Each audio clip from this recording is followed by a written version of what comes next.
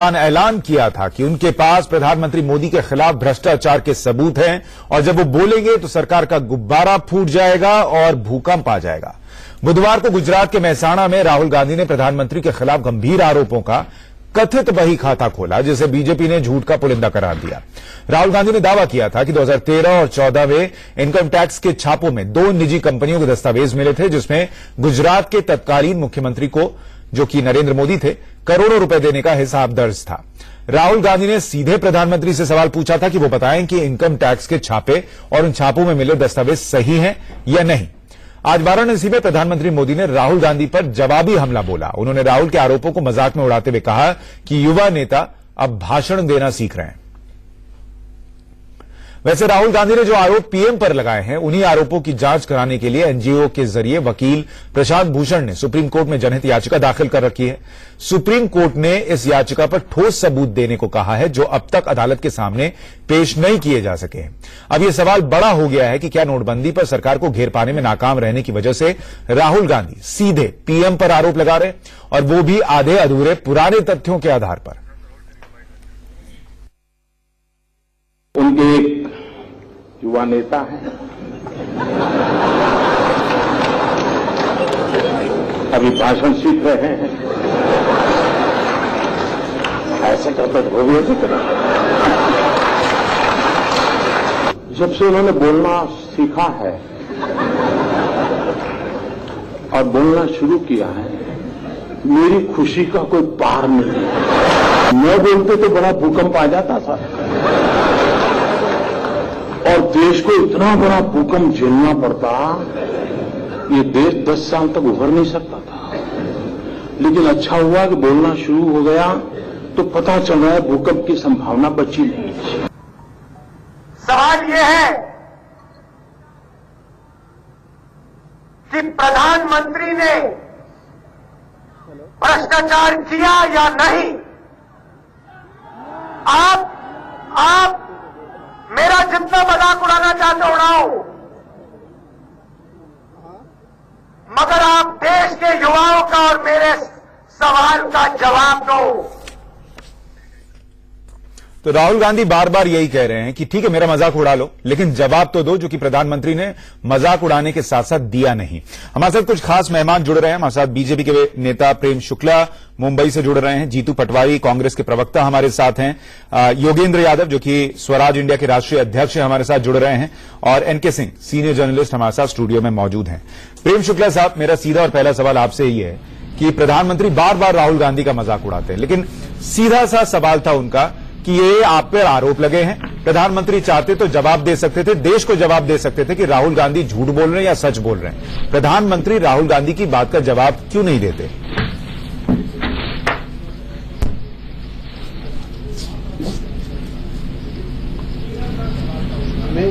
एक याचिका के द्वारा लाया और प्रशांत भूषण जी के उस आरोप पर सुप्रीम कोर्ट के जो आने वाले चीफ जस्टिस हैं, आदरणीय जस्टिस खेर जी, जिनकी ईमानदारी और प्रतिबद्धता पर मुझे लगता है कि न्यायपालिका का कोई सामान्य कानून का अधिकारी भी संदेह नहीं करेगा, उन्होंने उन आरोपों को और जिनके आधार पर आरोप लगाए गए उन तथ्यों को न केवल अपर्याप्त कहा, बल्कि काल्पनिक तक कह दिया।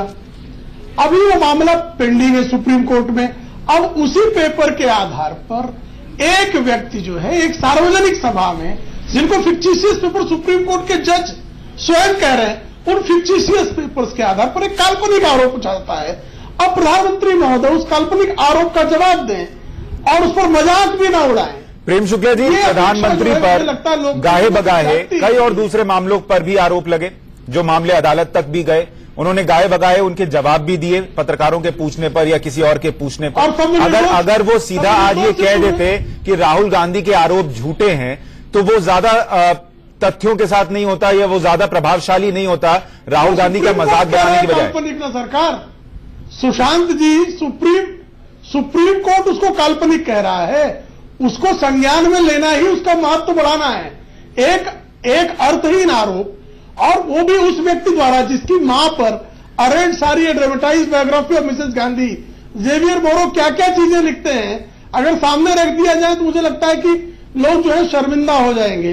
जो क्वात्रोकी को अपने घर में बिठा के भोजन करा के गोटा लेकर आ रही थी और क्वात्रोकी को किस तरह से भगा दिया गया और किस तरह से उनका फंड साइफन ऑफ हो गया, जो सारे तमाम भ्रष्टाचारों की जो है गढ़ रही हैं, उनके पुत्र जो है काल्पनिक आरोपों के आधार पर एक आरोप उछाल रहे हैं और उस आरोप पर प्रधानमंत्री संज्ञान ले और जवाब दें।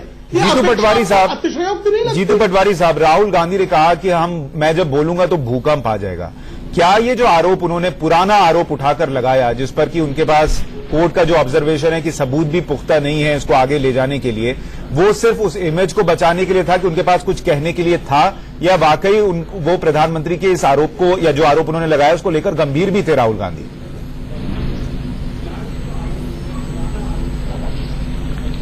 सुशांत, ये बातें तो बहुत राहुल जी बता सकते हैं कि इसके अलावा बहुत सी बातें क्या क्या है जो समय समय पर निकलती जाएगी। पर मैं प्रेम सुशांत इको हो रहा है, मुझे आवाज तो रिटर्न आ रही, मैं जब बात नहीं कर पा रहा हूं तो अनुरोध करता हूं। ठीक है सर, हम उसको ठीक कराते हैं। तब तक मैं योगेंद्र जी से एक सवाल ले लेता हूं, फिर मैं आपके जवाब के लिए आऊंगा। उसको हम ठीक कराने की कोशिश करते हैं जो आपको इको हो रहा है। योगेंद्र जी, प्रशांत भूषण जो आपके साथ स्वराज इंडिया का हिस्सा भी हैं, उन्होंने इस मामले को कोर्ट के पास रखा था।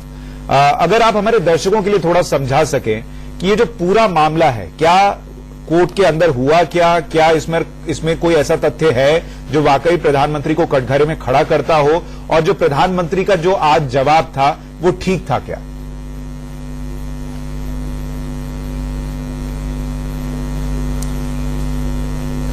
देखिए, बहुत ही गंभीर मामला है और इसको बहुत ही हल्के में लिया जा रहा है। कल राहुल गांधी ने भी इसको हल्का कर दिया, प्रधानमंत्री ने तो आज और भी बात को हल्का कर दिया, जो कि उनकी गरिमा के अनुरूप नहीं था।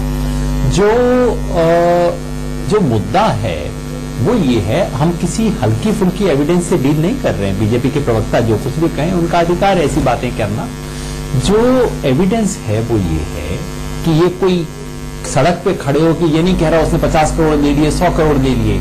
ये उस कागज के आधार पे कहा जा रहा है जिसमें पैसा देने वाले का नाम, किस तारीख को दिए गए, कहां डिलीवर किए गए, किस किस को डिलीवर किए गए, सबके नाम दिए हुए हैं। नंबर 2, सिर्फ बीजेपी के खिलाफ ये एविडेंस नहीं है, ये एविडेंस बीजेपी के कई सीएम को और कांग्रेस के कई नेताओं को, सबको करता है। तो खाली बीजेपी को बदनाम करने के लिए किया गया षड्यंत्र नहीं है। नंबर 3, ये खाली कांग्रेस के जमाने का आया हुआ एविडेंस नहीं है। कांग्रेस के जमाने में एक रेड हुई थी, दूसरी रेड बीजेपी के जमाने में हुई। दोनों के जमाने में छापे पड़े, कागज बरामद किए गए जो कि दोनों तरफ के नेताओं को आरोपित करते थे, इसलिए दोनों चुप बैठे थे। प्रशांत भूषण ने इस सच को दुनिया के सामने रख दिया। वही प्रशांत भूषण जिसके आरोप को लेके बीजेपी उछला करती थी, जब प्रशांत भूषण मनमोहन सिंह के बारे में बोलते थे, ए राजा के बारे में बोलते थे, तो बीजेपी उसे दुनिया का अंतिम सत्य बता के टेलीविजन स्टूडियो में आया करती थी। आज वही प्रशांत भूषण प्रधानमंत्री और अन्य मुख्यमंत्रियों के बारे में, कांग्रेस के नेताओं के बारे में। पर योगेंद्र जी, मेरा सवाल यह है कि वही प्रशांत भूषण जब 2G मामले में या दूसरे यूपीए के घोटालों के मामले में अदालत गए तो सबूत ऐसे थे जो वहां पर ठहर पाए। मुझे 10 सेकंड का समय दें कृपया। ठीक है, आप बोल लीजिए, फिर मैं सवाल पूछ लूंगा। बोलिए। योगेंद्र जी का कहना है कि 2G स्कैम के समय प्रशांत भूषण जी के कागजों को हम अंतिम सत्य मान रहे थे, तब उनके कागजों को आदरणीय जस्टिस सिंघवी जी अंतिम सत्य मान रहे थे, और आज जो है उसी सुप्रीम कोर्ट के जज आपके आरोपों को काल्पनिक आरोप करें। कृपया दोनों का अंतर एक मिलाइए। यही सवाल पूछ रहा था बाकायदा सुप्रीम कोर्ट जिसमें आपने उन कागजों के आधार पर बीच में रोका। मैं यही सवाल पूछ रहा था योगेंद्र यादव जी से, तो जो वो कह रहे हैं कि पहले यूपीए के जमाने के आरोपों को कोर्ट ने भी माना था। सर, यही मेरा सवाल योगेंद्र जी था आपसे। लेकिन ये मामला जब कोर्ट में पहुंचा तो कोर्ट का ऑब्जर्वेशन था कि साक्ष्य ऐसे नहीं है कि मामला आगे जाए। तो क्या दोनों में फर्क नहीं है?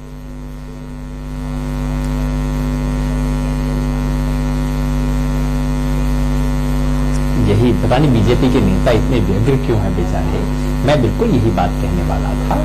कोर्ट ने ऑब्जर्वेशन, आपने बिल्कुल ठीक शब्द इस्तेमाल किया है, ऑब्जर्वेशन, यानी कि मुकदमे के दौरान जब बहस हो रही होती है तो जज तीखे सवाल पूछते हैं और वो तीखे सवाल कई बार इस नियत से पूछे जाते हैं ताकि और सूचना लाई जाए, प्रामाणिक सूचना लाई जाए। अभी तक कोर्ट ने केवल ऑब्जर्वेशन किए हैं, सवाल जवाब बहस की है। मैं अपने बीजेपी के प्रवक्ता साथी को बताना चाहता हूं कि ऑब्जर्वेशन और जजमेंट में जमीन आसमान का अंतर होता है। ठीक है, ये बात आप सही कह रहे हैं। कोर्ट ने शुरू में कहा कि हाँ, जब पहली हियरिंग में उन्होंने एक चीज को काल्पनिक भी बोला था, बिल्कुल ठीक बोला। वो सहारा वाले कागज के बारे में था। जो दूसरा डॉक्यूमेंट है, आप कृपया महोदय, आप मुझे कृपया बोलने देंगे या कि आपकी पार्टी ने यही आपको सिखाया है? बिल्कुल जी, ये जो नहीं, बिल्कुल मेरी पार्टी ने सिखाया। आप इतने बहुत ज्यादा को भी आ रहा है, इसलिए बीच में मुझे रुकना पड़ रहा है। मैं आपको सिर्फ ये बताना चाह रहा था जी। अरे फिर आप, ओहो, अरे भाई बोलने तो दीजिए ना। तो एक पहले ईगो आ रहा है और आपके बोलने से और दिक्कत हो रही है। जी योगेंद्र जी, आप बात पूरी कीजिए। मैं कह रहा था कि पहली सुनवाई के अंदर कोर्ट ने एक किस्म के कागजों को काल्पनिक बताया। दूसरी हियरिंग के अंदर प्रशांत भूषण गए, कोर्ट ने कहा कि नहीं, दूसरी बार उन्होंने काल्पनिक वाल्पनिक कुछ नहीं कहा। दूसरी बार कोर्ट ने कहा कि नहीं, हमें और प्रमाण चाहिए। तीसरी हियरिंग में प्रशांत भूषण 2 वॉल्यूम एडिशनल लेके गए। ये किसी को पता नहीं क्यों नहीं बता रहे बीजेपी वाले। प्रशांत भूषण अप्रेजल रिपोर्ट लेके गए। ये अप्रेजल रिपोर्ट भारत सरकार का दस्तावेज है। वो 2 वॉल्यूम लेके गए। कोर्ट में बहस हुई कि इस सब के ऊपर निर्णय आज होना चाहिए या कि बाद में होना चाहिए। बहस के बाद कोर्ट ने ये फैसला दिया कि ठीक है, इसको जनवरी में लेंगे। तो जनवरी के अंदर निर्णय आएगा। अगर मेरे मैं इसमें एक चीज और जोड़ दूं योगेंद्र जी, मुझे एनके सिंह साहब के पास भी जाना है, जीतू पटवारी का भी रिएक्शन लेना है। आप जिस अप्रेजल रिपोर्ट की बात कर रहे हैं इनकम टैक्स की, योगेंद्र जी, का आदर करते हैं, जैसा कि मैं बिल्कुल सर, उसी अप्रेजल रिपोर्ट में ये लिखा गया कि जब इनकम टैक्स विभाग ने जिन कंपनियों का जिक्र था उनके अधिकारियों से बात की कि आपने गुजरात सीएम जो यूज किया है, तो उन्होंने कहा कि हमने केमिकल फैक्ट्री या केमिकल कंपनी के लिए उस सीएम शब्द का इस्तेमाल किया जो कि गुजरात की है। तो उन्होंने कहीं ये नहीं कबूला उस अप्रेजल रिपोर्ट में कि वो गुजरात सीएम को पैसे दिए गए थे। जल्दी से इस पर जवाब दीजिए, फिर मैं बाकी गेस्ट के पास जाऊंगा।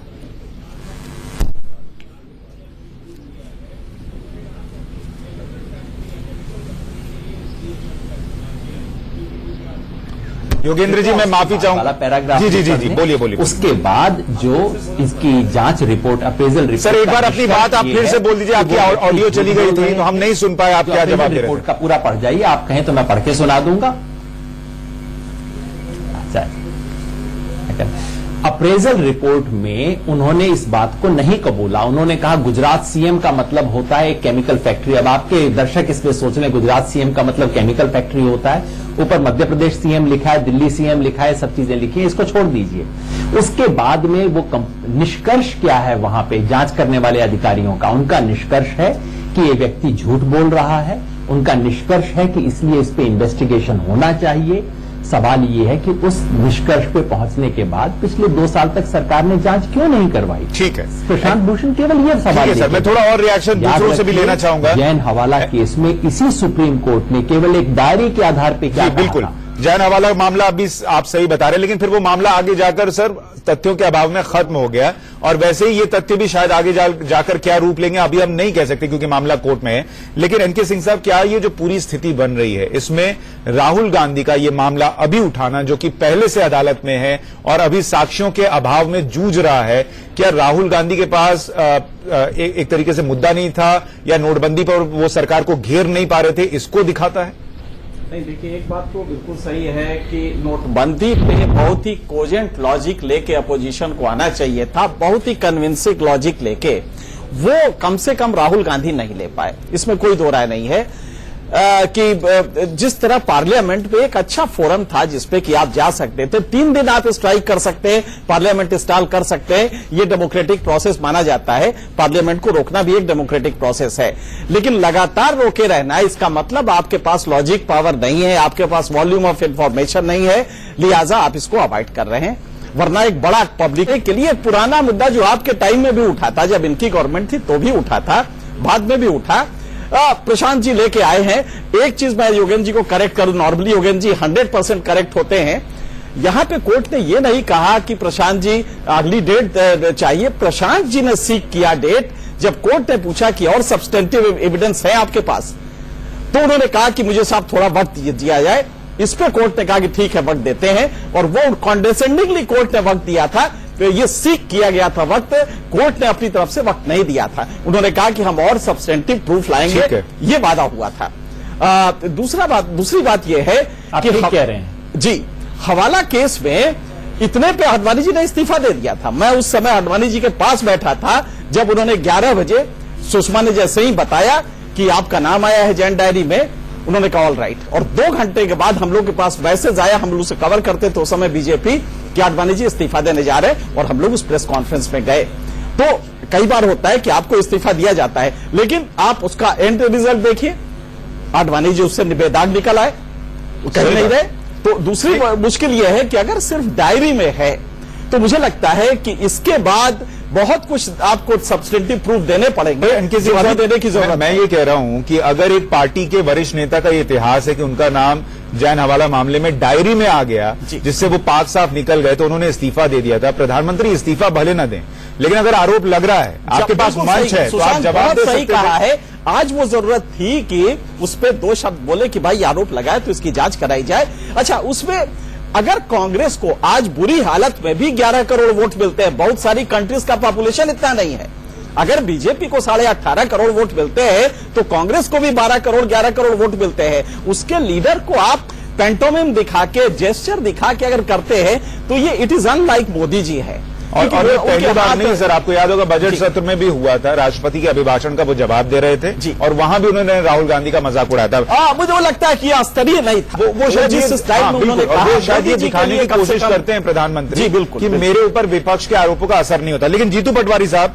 आपने प्रेम शुक्ला को भी सुन लिया, इनके सिख साहब को भी सुन लिया, और योगेंद्र यादव को भी सुन लिया। 2 सवाल तो जाहिर तौर पर उठ रहे हैं। एक तो राहुल गांधी ये पुराना मामला अब उठाकर क्यों लाए हैं? क्या उनके पास कोई और साक्ष्य नहीं था और उन्होंने पहले कह दिया था कि भूकंप ला दूंगा, बोलूंगा, तो ये मजबूरी थी? और दूसरी बात कि क्या नोटबंदी पर आप लोग सरकार को घेरने में नाकाम रहे, इस वजह से ये मुद्दा अब उठाया है? अच्छा, इसमें भूकंप कहाँ है? कौन सा भूकंप? राहुल गांधी जो कह रहे थे, मैं तो इंतजार कर रहा था कोई प्रशांत भूषण अलग कुछ लाएंगे, कुछ भी भूकंप तो ऐसा नहीं था, कुछ भी समझ में नहीं आया। जी जी, तो जी सिंह साहब जी, मेरा अनुरोध ये था कि मुझे सबसे बाद में अवसर मिला है, थोड़ा आप कृपा करें सब जने मिलके। पर जिस तरीके से प्रधानमंत्री जी ने आज राहुल जी की बात पर मजाक उड़ाया, जैसा सिंह साहब ने कहा कि 11 करोड़ 12 करोड़ लोगों के नेता हैं वो, अगर वो सवाल नहीं उठाएंगे तो कौन उठाएगा? सवाल पुराना है कि नया है, किसने पहले उठा लिया, किसने बाद में उठाया, ये नहीं है। पब्लिक के सामने हमारे देश के प्रधानमंत्री पे आरोप लगा है कि क्या ये सही है या गलत है। आपके डायरी में जो नाम निकला है सहारा की या बिरला की, क्या ये इस पे आपका क्या रिएक्शन है? वो नहीं दिया प्रधानमंत्री। प्रधानमंत्री ने मजाक उड़ाया, उन्होंने पूर्व प्रधानमंत्री का मजाक उड़ाया, वित्त मंत्री पर आरोप लगाए। इनसे सब सवाल करते हैं तो ये उल्टे आरोप लगाते हैं। सीधा सा प्रश्न है, आपका जो डायरी में नाम आया या कंप्यूटर के हार्ड शीट पे नाम आया, उसमें आपका नाम गलत है या सही है, इस पे सीधा रिएक्शन देश चाहता है, देना चाहिए। जीतू पटवारी के लिए पुराने पाप आपके थे, आपने क्या किया? पटवारी जी, मेरा सवाल आपके जवाब को हमारे देश के प्रधानमंत्री को शोभा नहीं देता। मिमिक्री कर रहे थे, मजाक कर रहे थे। ठीक है जीतू पटवारी जी, मेरा सवाल ये है कि आप आरोप 2.5 साल पहले का उठाइए या 5 साल पहले का उठाइए, कोई दिक्कत नहीं है। सवाल ये है कि इस वक्त जब नोटबंदी का मुद्दा इतना बड़ा है, आपने पूरा संसद सत्र उसकी वजह से चल नहीं पाया, आप एक ऐसा मुद्दा उठा रहे हैं जो 2.5 साल से अदालत में अटका पड़ा है और अदालत भी अभी उस पूरे मामले को आगे अदालत में नहीं बढ़ पाया है। आप नोटबंदी का मुद्दा क्यों छोड़ रहे हैं? उसमें भी एडिशनल फैक्ट नहीं है कोई। ये सवाल है कि आप नोटबंदी का मुद्दा क्यों छोड़ रहे हैं? सुशांत, अगर ये भ्रष्टाचार, ये नोटबंदी, सुशांत, नोटबंदी को अगर लगाया गया तो भ्रष्टाचार से जोड़ के देखा गया। भ्रष्टाचार को लेकर प्रधानमंत्री ने चुनाव से पहले जो दलीलें दी थी, योगेंद्र यादव जी को पता होगा कि मैं फास्ट ट्रैक कोर्ट बनवाऊंगा और 1 साल में जितने राजनीतिक लोगों पे आरोप प्रत्यारोप लगते हैं उनका या तो रिजल्ट निकलेगा या तो सजा होगी या निष्पक्ष निकलेंगे। उस पर प्रधानमंत्री ने एक भी कदम आगे नहीं बढ़ाया। 2.5 साल से अगर जांच पेंडिंग है तो फिर इसमें गलती किसकी है? ये सवाल उठता है या नहीं उठता है देश के सामने? नहीं, सवाल तो जीतू पटवारी जी ये भी उठता है कि आईटी विभाग की जो अप्रेजल रिपोर्ट का जिक्र कर रहे हैं योगेंद्र यादव जी, वो फरवरी 2014 की रिपोर्ट है। तब तो आपकी यूपीए की ही सरकार थी, तो फिर आपने उसी वक्त कार्रवाई क्यों नहीं कर दी? अगर जो भूकंप आज फोड़ना चाहते हैं, ये उसी समय फोड़ दिए होते। दौर था फरवरी के बाद जिस तरीके से माहौल बना, देश का वातावरण सर, माहौल एक माहौल मई में जाके बना। कुछ गलतियां की, अगर देश के अंदर इतना बड़ा भ्रष्टाचार हो रहा था, आप उसी वक्त भूकंप ला देते। जो राहुल गांधी अब लाने की बात कर रहे थे, उसी वक्त भूकंप ला देते। आपकी तो सरकार थी।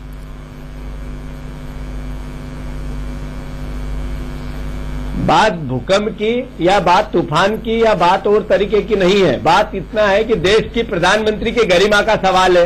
प्रधानमंत्री ने जो बातें की, जो भ्रष्टाचार के खिलाफ बात की, विपक्ष को कटघरे में खड़ा किया, पूरे देश के लोगों को करप्ट बताने की कोशिश की, इसके उत्तर में अगर ये सवाल है कि आप पे ये आरोप है, इसका उत्तर दो, तो फिर क्यों नहीं दे रहे हैं? खैर, मैं एक छोटे से ब्रेक के लिए रुकना पड़ रहा है सर मुझे। ब्रेक के बाद आऊंगा तो ये सवाल बड़ा है कि नोटबंदी के मसले से ये प्रधानमंत्री के निजी भ्रष्टाचार का मुद्दा, जो अभी तक अदालत में पूरी तरीके से आगे नहीं बढ़ पा रहा है, उस पर कांग्रेस पार्टी क्यों जा रही है? और अगर ये सवाल उठ रहा है तो जिस बीजेपी का इतिहास है कि जैन हवाला कांड में अडवाणी जी का नाम आने के बाद उन्होंने इस्तीफा तक दे दिया था, देश के प्रधानमंत्री मौका मिलने पर उसका जवाब क्यों नहीं देते और जांच की बात आगे बढ़ाने की बात क्यों नहीं करते? अगर उन पर खुद आरोप लग रहा है और वो भ्रष्टाचार के खिलाफ पूरे देश को एक साथ खड़े होते हुए देखना चाहते हैं, तो अपने ऊपर लग रहे आरोपों को वो गंभीरता से क्यों नहीं डील करते? हम एक छोटे से ब्रेक के बाद इस पर लौटेंगे।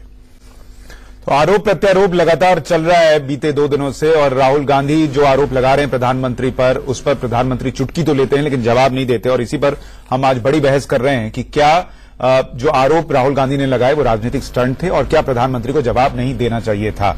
इस पर हमारे साथ प्रेम शुक्ला, जीतू पटवारी, योगेंद्र यादव और एनके सिंह बने हुए हैं। प्रेम शुक्ला साहब, ब्रेक पर जाने से पहले जो हम बात कह रहे थे कि हवाला जैन मामले में जब आडवाणी जी का नाम सिर्फ डायरी में दिखा और जिससे वो पाक साफ निकल आए, उसमें उन्होंने इस्तीफा दे दिया था। पीएम इस्तीफा भले ना दें, लेकिन आज मंच था, वहां से कह तो सकते थे कि भाई ये क्या हुआ है, मेरा नाम गलत आया है। देश की जनता को तो गंभीरता से लेते, अगर राहुल गांधी को नहीं लेते हैं। देखिए, कृपा करके जैन हवाला मामलों की समझिए। भाई 2 जनसत्ता के पत्रकार थे, राम बहादुर राय, राजेश जोशी ने एक स्टोरी लिखी, विनीत नारायण जी ने एक पीआईएल फाइल किया, पीआईएल पे सीबीआई इंक्वायरी ऑर्डर हुई और आडवाणी जी ने इस्तीफा दिया। कालांतर में उसी पे जो है सुप्रीम कोर्ट ने ये जजमेंट भी दिया कि इस तरह की डायरी नोट्स, जिसमें कोरोबरेटिव स्टेटमेंट में जैन का स्टेटमेंट भी था, फिर भी सुप्रीम कोर्ट ने ये कहा कि सिर्फ किसी के नोट के आधार पर किसी का इस तरह से चीफ जस्टिस डेजिग्नेट है, उनकी बेंच ने ऑलरेडी इस बात को कहा कि साहब आपके पास जो एविडेंस है वो काल्पनिक है। उसके बाद पेटिशनर ये कहता है कि मुझे जस्टिस जेएस केयर पर भरोसा नहीं है और मुझे उनको रिक्यूज करना चाहिए इसमें से, और एविडेंस जो जमा करना चाहिए जमा नहीं होता, कोई इंक्वायरी ऑर्डर नहीं होती। उसके अलावा क्या इसमें 2 बात जोड़ सकता हूं सर? प्रेम शुक्ला जी, 2 बात जोड़ रहा हूं मैं। एक आरोप के अलावा कि ये इनकम टैक्स विभाग की, देश के इनकम टैक्स विभाग की अप्रेजल रिपोर्ट है, किसी की ऐसी कही बात नहीं।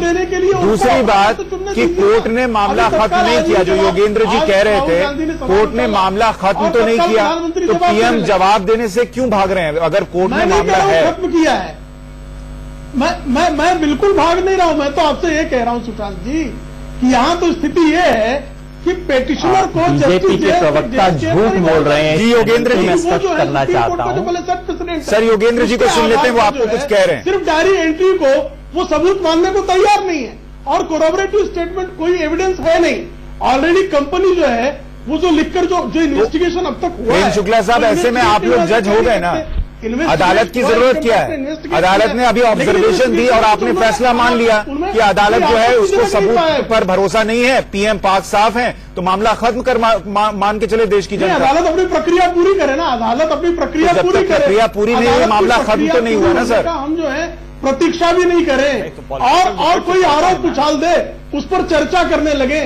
आपने प्रेस कॉन्फ्रेंस की सर, अगर आपके प्रवक्ता प्रेस कॉन्फ्रेंस कर सकते हैं, आपके नेता प्रेस कॉन्फ्रेंस कर सकते हैं, तो देश के प्रधानमंत्री क्यों नहीं कह सकते कि मेरे ऊपर झूठा आरोप है? उनके बेबुनियाद आरोपों पर जवाब देना, उनके बेबुनियाद आरोपों का जवाब दिया गया कि आरोप बेबुनियाद है, प्रेम शुक्ला जी, मैं योगेंद्र जी का एक रिएक्शन लग रहा हूं। जी योगेंद्र जी को सुन लेते हैं, वो कुछ पूरी जोड़ना तरह से चाह रहे हैं। काल्पनिक है। योगेंद्र जी।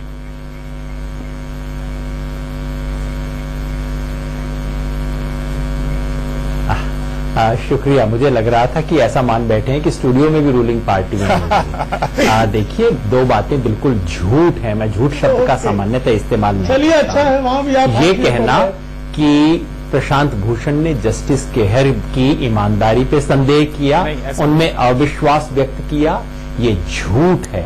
प्रशांत भूषण ने, मैंने आज तक हमेशा सुना है, उन्होंने लिख के स्पष्ट किया है। जितनी भी रिपोर्ट्स आई हैं, ध्यान से पढ़ने का आपको समय न मिला होगा, पढ़ लीजिए। जस्टिस केहर इस देश के बहुत ईमानदार और सच्चे जज हैं। प्रशांत भूषण ने उनके चरित्र पे, विश्वसनीयता पे एक प्रश्न नहीं लगाया। दूसरा, प्रशांत भूषण ने नहीं कहा कि आप रिक्यूज कर लीजिए, बिल्कुल झूठ बात है। इसे बार बार आप जाके ठीक से पढ़ लीजिए। प्रशांत भूषण ने कहा, कृपया आप रिक्यूज मत कीजिए जस्टिस केहर, हम चाहते हैं आपके कोर्ट में ही ये फैसला हो। प्रशांत भूषण ने केवल ये कहा कि जिस वक्त आपकी खुद की फाइल पीएमओ के ऑफिस में पड़ी है, उस दिन आप पीएम के बारे में कोई निर्णय सुनाएं, इससे बाहर बहुत गलत मैसेज जाएगा। ये दुनिया भर का एक सिद्धांत है और मैं सलाम करता हूं प्रशांत भूषण को कि उन्होंने ऐसा किया और इस देश के सुप्रीम कोर्ट की इज्जत बनी रही। कल को जो भी फैसला आएगा, कम से कम कोई प्रश्न चिन्ह नहीं होगा। ठीक है। अब मैं ज्यादा गंभीर बात करना चाहता हूं जो एनके सिंह जी ने कही थी, वो ये कि प्रधानमंत्री को लगता है सारी बातें बेबुनियाद हैं, झूठी हैं। बिल्कुल ठीक बात है। तो प्रधानमंत्री क्यों नहीं कहते, उनके कद और गरिमा के अनुसार वो क्यों नहीं कहते कि अगर सीता एक छोटे से कहने के ऊपर सीता अग्नि परीक्षा से गुजरती है, तो मैं कहता हूं सुप्रीम कोर्ट से, कृपया मेरी जांच करवाइए, मेरे पास छुपाने को कुछ नहीं है। प्रधानमंत्री की गरिमा बढ़ जाती अगर वो ऐसा कहते। उसकी बजाय कल तक तो मैं सोच रहा था कि राहुल गांधी ने बात कह के अपने आप को हल्का किया है और इस मुद्दे को हल्का किया है, क्योंकि जब कांग्रेस करप्शन पे बोलती है तो मुझे तो हंसी आनी शुरू हो जाती है। लेकिन आज प्रधानमंत्री ने जिस किस्म का अशोभनीय व्यवहार किया, मैं कहूंगा लगभग सड़क छाप नेता जिस तरह की भाषा बोलते हैं, उस तरह का काम प्रेम शुक्ला जी, मुझे एक बात बताइए, जो योगेंद्र जी कह रहे हैं, मैं उसमें एक सवाल जोड़ रहा हूं कि क्या प्रधानमंत्री को आप लोगों ने एक्सक्लूसिव बना दिया है? उठाती थी, वो संसद में कब आएंगे, किसके कहेगा संसद में जवाब देंगे, विपक्ष कब बुलाएगा, किस नियम के तहत बुलाएगा, तब वो आएंगे नहीं आएंगे, राहुल गांधी का जवाब नहीं देंगे, केजरीवाल का जवाब नहीं देंगे। आपने पीएम को क्या एक्सक्लूसिव बना दिया है कि वो कब बोलेंगे, किन आरोपों का जवाब देंगे, वो आप लोग ही तय करेंगे? नहीं, बिल्कुल बिल्कुल बिल्कुल नहीं। और ये तो कम से कम योगेंद्र यादव जी, आदरणीय केजरीवाल जी, आदरणीय राहुल जी भी ये तय न करें कि प्रधानमंत्री हंसे न हंसे, मजाक उड़ाए न उड़ाए। पंडित नेहरू से लेकर डॉक्टर मनमोहन सिंह तक, संसद के सदन से लेकर जनसभाओं तक अपने विरोधियों पर व्यंग्य कसने की, फब्दियां कसने की, ताने तक मारने की हमारे यहाँ परंपरा रही है। इसके 1000 पृष्ठों का शोध आप कहें तो 2 घंटे में। परंपरा तो सीता के अग्नि परीक्षा देने की भी रही है सर। अगर कोई जवाब दे दिया, नहीं जवाब दे दिया शिष्टाचार से, और 1972 से लेके 2014 तक डॉक्टर मनमोहन सिंह जी ने कैसे वित्तीय संचालन किया, या किस तरह से जो है विपक्ष जो में आज जो बैठे कांग्रेस लोगों ने किस तरह से काम किया, उसको उठा दिया अगर, तो आपको लगता है कि प्रधानमंत्री जी ने गरिमा गिरा दी? तो सब गरिमा बढ़ाना क्या है? अपने ऊपर लगे गए आरोपों का जवाब दे रहे हैं। आपको वो जवाब नहीं सुनना है क्योंकि आपको सूट नहीं कर रहा है। अब आप वो सूट करने वाले जो जवाब हो, जो लगे कि नहीं, किसी बच्चे ने सवाल पूछ लिया, पहले उसका जवाब दे दो। किसी ने बेबुनियाद आप जिसको बच्चा बता रहे हैं वो इस देश के प्रमुख विपक्षी पार्टी के उपाध्यक्ष हैं, आप उनको बच्चा मान लीजिए। करोड़ लोगों ने वोट दिया है और उनको लोगों ने वोट दिया है, वो सांसद हैं, वो सांसद हैं। आप उनको कुछ भी मानते हो, वो सांसद हैं। सबसे बड़ी बात ये है, तो आप उनको बच्चा मानिए, मैंने उनके बारे में कुछ कोई मानिए। आपत्तिजनक शब्द का प्रयोग नहीं किया। मैं बिल्कुल उनके बारे में कोई आपत्तिजनक शब्द का प्रयोग नहीं कर रहा हूं। मैं उनको बच्चा कह रहा हूं, आप ऐसा मत समझे। तो बच्चा किसको कह मैं रहे क्यों हैं? उनको बच्चा कहूं? मैं 47 साल के व्यक्ति को बच्चा कहकर जो है विज्ञान को मैं चुनौती नहीं देना चाहता। ठीक है, जीतू पटवारी जी का रिएक्शन सुन लीजिए। जीतू जी, योगेंद्र यादव की एक बात मैं कोट करना चाह रहा हूं कि आप लोगों ने और राहुल गांधी ने भ्रष्टाचार को इस तरीके से रख दिया है कि अब आप लोग मुद्दा उठाते हैं तो मुद्दा गैर गंभीर हो जाता है, ये लोगों को लगने लगा है, हास्यास्पद हो जाता है। नहीं, योगेंद्र जी ने जो बातें कही बड़े सज्जन और बहुत अच्छे इंसान है, पर मुझे ये भी प्रश्न इस साथ उठता है कि 2.5 साल हुआ है, दूसरी सरकार बनी है, मोदी जी की सरकार जो करप्शन के अगेंस्ट ही चुन के आई है आप लोगों की कृपा से, क्या एक भी आरोप के साथ किसी को कटघरे में करके किसी को कोई सजा दे पाई? आप हर बार सजा, कोर्ट और एविडेंस की बात करते हैं योगेंद्र। मैं समझ नहीं पाया कि आपने अपनी बातें कही होगी, कोल की कही होगी, 2G की कही होगी, तो वो बातों पे आज डिबेट नहीं है। डिबेट इस पे है योगेंद्र जी कि आज देश किस दोराहे पे खड़ा है। नोटबंदी के बाद एक गरीब आदमी, मध्यम वर्गीय परिवार, एक संपन्न व्यक्ति को, अधिकारी को, व्यापारी को, आप यहां तक कि ये मीडिया से जुड़े हुए लोगों को, सबको एक आपराधिक दृष्टि से देखता है। देश में एक बहुत बड़ी खाई पैदा हुई इस नोटबंदी के पूरे प्रोग्राम से। इसको स्मूथली किया जा सकता था, इसको सकारात्मकता से किया जा सकता था। पटवारी हो रहे हैं जो बार बार ये बात उठ रही है कि आप लोग नोटबंदी पे सरकार को घेर नहीं पा रहे हैं, वो इसलिए हो रहा है क्योंकि जिसका जिक्र आज पीएम ने भी किया कि आपके नेता जब कहते हैं कि 50% गांव में बिजली नहीं है, कैसे कैशलेस होंगे, तो आप खुद को एक्सपोज करते हैं कि आप देश के 60 साल राज करने के बावजूद देश में बिजली 50% गांव में नहीं दे पाए।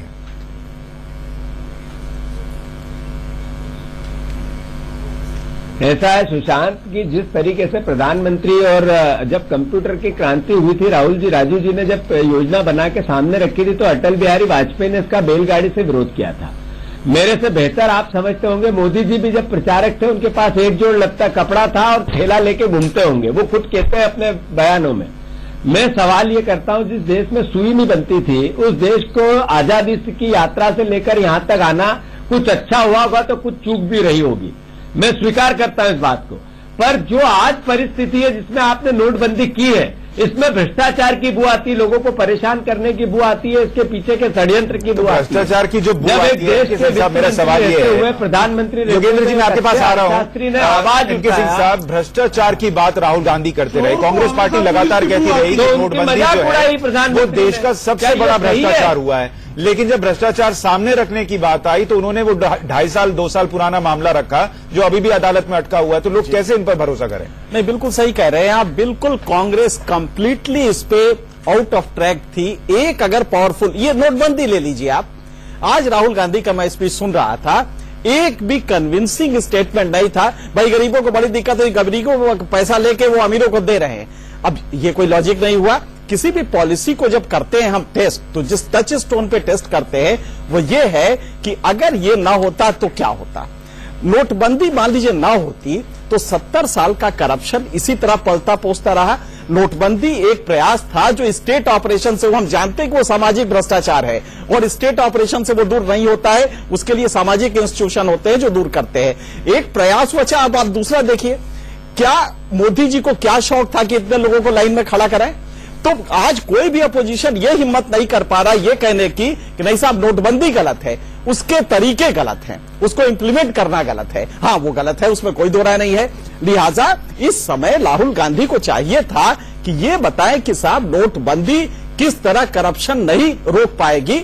अगर ये बताते लॉजिकली तो लगता कि हाँ कुछ अपोजिशन का एक वजन है और लॉजिकली दे रहा है। ये कहीं नहीं, राहुल गांधी लगातार अपने प्रयासों में बता रहे हैं। उस दौरान ये कह रहे हैं ये आरोप जो वो लगा रहे हैं वो सिर्फ स्टंट है, स्टंट नहीं, उसमें वजन नहीं है। आज भी मैं देख रहा था कि आज कुछ तो कम से कम उससे 10 गुना हम लोग लगा सकते हैं और लगाते हैं, लेकिन एक उसमें लॉजिकल कोई वो नहीं था ये कहने के लिए कि साहब कैसे गरीब का पैसा लेके वो अमीर को दे। अरे वो जो पैसा दे रहे अलग है। अगर यही कह देते कि साहब कुछ नहीं, आप बजट का जो कॉलम देते हैं उसमें रेवेन्यू फॉरगॉन में आपका 8.5 लाख करोड़ जाता है, ये बड़े आप इंडस्ट्रियलिस्ट को दे देते हैं तो भी समझ में आता। लेकिन नोटबंदी को लेके एक लॉजिकल फॉर्मेट में राहुल गांधी जी मैं आपके पास आऊं उससे पहले योगेंद्र यादव के पास एक बार जा रहा हूं। योगेंद्र जी जो आप बात कहना चाह रहे हैं वो कहें, लेकिन मेरा एक सवाल उसमें मैं जोड़ दे रहा हूं कि क्या आप बाहर बैठकर और इस पॉलिटिकल सिचुएशन को देखकर ये समझ पा रहे हैं कि राहुल गांधी ने आप लोगों का उठाया मुद्दा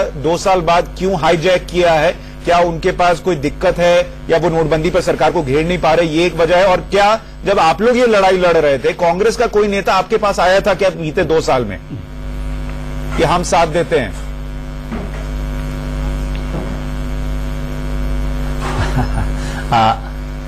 मैं यही बात कहना चाह रहा था और यही पटवारी जी को मेरा जवाब भी है।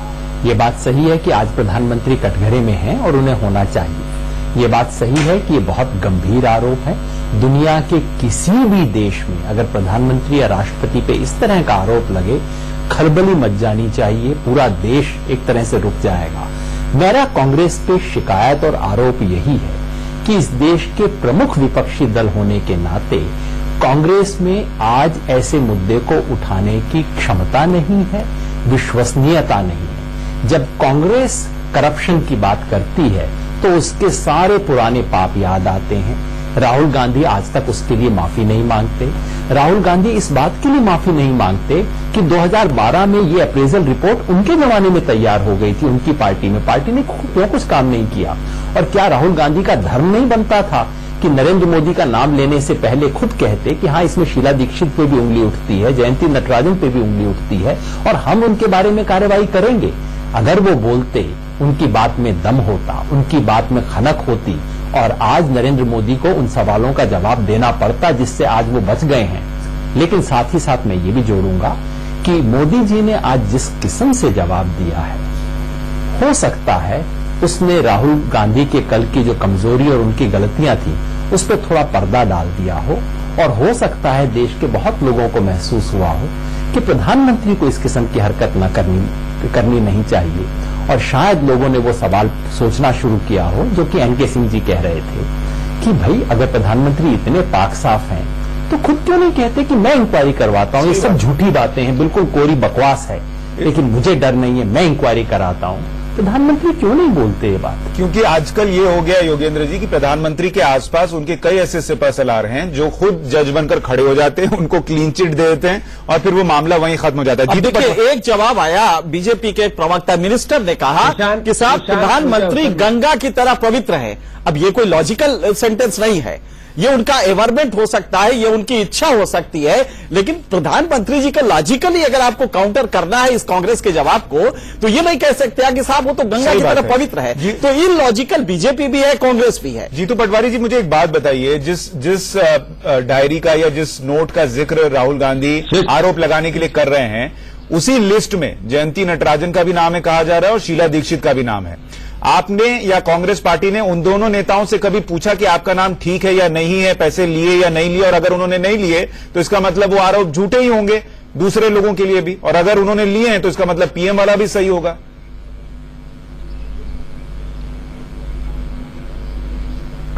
सुशांत, दो बातें बहुत महत्वपूर्ण है। एक तो एनके सिंह साहब ने कहा कि कांग्रेस, राहुल जी ने जिस तरीके से इस बात को उठाना चाहिए था उसके पीछे तथ्य देने थे। एनके सिंह साहब, अगर राहुल जी सही तरीके से नहीं उठाते तो आज हम डिबेट में क्यों होते? ये टेलीविजन और सारी डिबेट पूरे आए हैं, और जब उसके पीछे इतना बड़ा भूत भ्रष्टाचार का साथ साथ चल भी रहा है, तो राहुल गांधी ने ये कहा है कि पीएम बताए ये आरोप सही है कि गलत है, आप क्लीन करें, हमने आरोप नहीं लगाया। मैं तो एक सीधा सवाल पूछ रहा हूं कि इसमें जिन कांग्रेसी नेताओं का नाम है, आप उनसे क्यों नहीं पूछते कि ये आरोप सही है या नहीं है? अगर उनके आरोप गलत है तो फिर इसका मतलब पीएम वाले भी गलत हो सकते हैं, और उन्होंने पैसे लिए होंगे तो इसका मतलब पीएम वाले भी सही होंगे। आप जनता के सामने जाइए और कहिए हमारे नेताओं ने लिए थे, पीएम ने भी लिए हैं।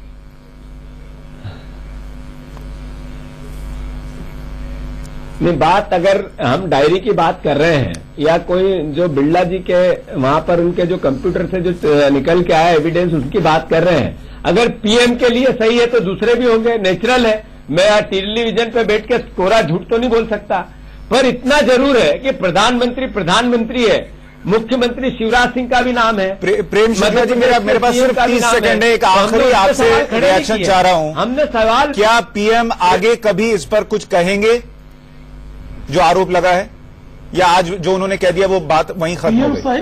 पीएम सही